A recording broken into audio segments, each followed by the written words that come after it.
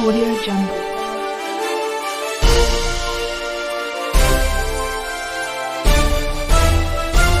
Audio Jungle.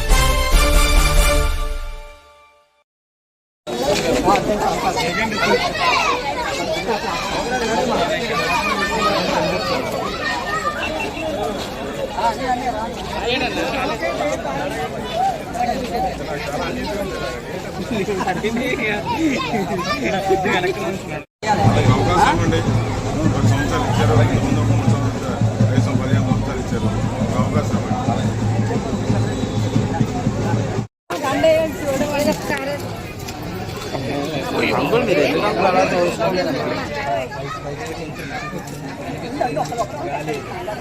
ఒక్కరు చాలా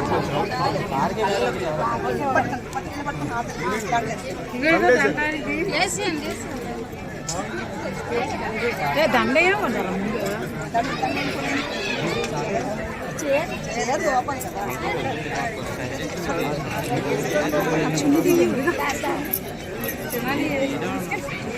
ఈ బెల్లం తీపింది ఇది పట్టుకోండి వాళ్ళకి ఇచ్చి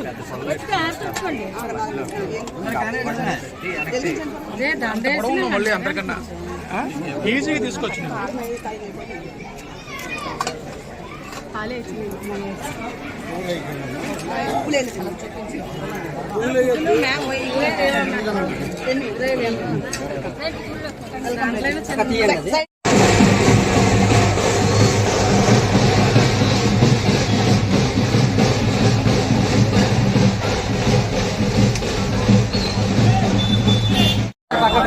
మొబైల్తో మీరు మధ్యలో కెమెరా ఉంటుందండి. ఎమ్మెల్యేగా పోటీ చేస్తున్నాను. నేను మొత్తం రామకృష్ణ ఎంపీగా పోటీ చేస్తున్నాను. వైఎస్ఆర్సీపీ పార్టీ నుంచి మీకు ప్రతి మనిషికి 2 ఓట్లు ఇస్తాను. 2 ఓట్లు కూడా మీ ఆశీర్వాదం ఫ్యాన్పై ఓటేసి గెలిపించమని మిమ్మల్ని అందరినీ కూడా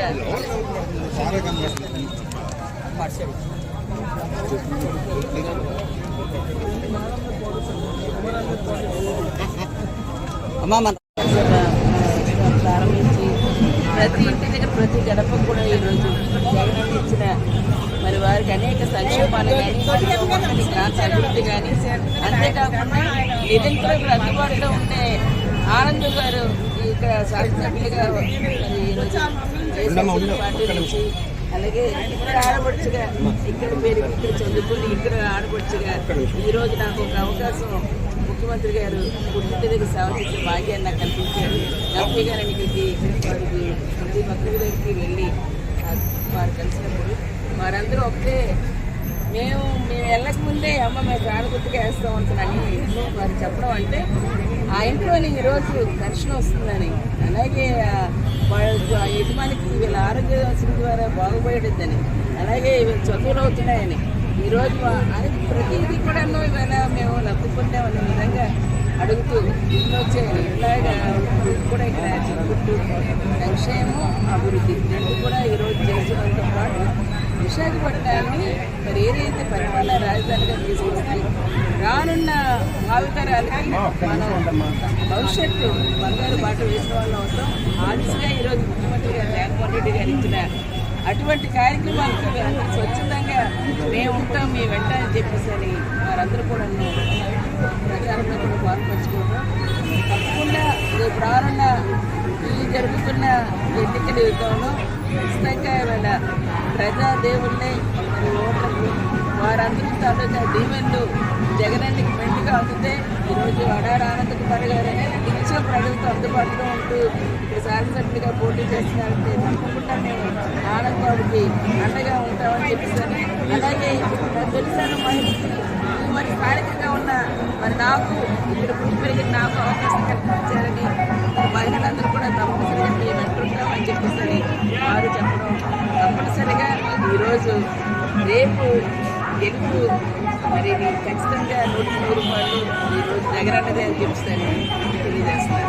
ఎక్కడికెళ్ళినా స్పందన విశేష జనాదరణ స్పందన ఈరోజు జగనన్నకి మేము అండగా ఉంటాం. జగనన్న ముఖ్యమంత్రి కావాలి రావాలంటే ప్రైవేట్ స్టీల్ ప్లాంట్ ఎట్టి పరిస్థితిలో కూడా ఎంతమందిలో ఆత్మ బలిదానంతో తెచ్చుకున్న ఫ్యాక్టరీ ఈరోజు నవరత్నాల్లో ఒక కీలకమైనది ముఖ్యమైనది మన దక్షిణ భారతంలో ఏకైక స్టీల్ ప్లాంట్ని ఖచ్చితంగా ఈవేళ ప్రజల పక్షాన్నే ఉండాలి, పబ్లిక్ సెక్టార్లో ఉండాలి, కానీ ఎటువంటి పరిస్థితుల్లో ప్రైవేట్ సెక్టార్కి వెళ్ళాలి. దానికి మేము ఖచ్చితంగా ఎంతటిదైనా మేము పోరాడుతాం.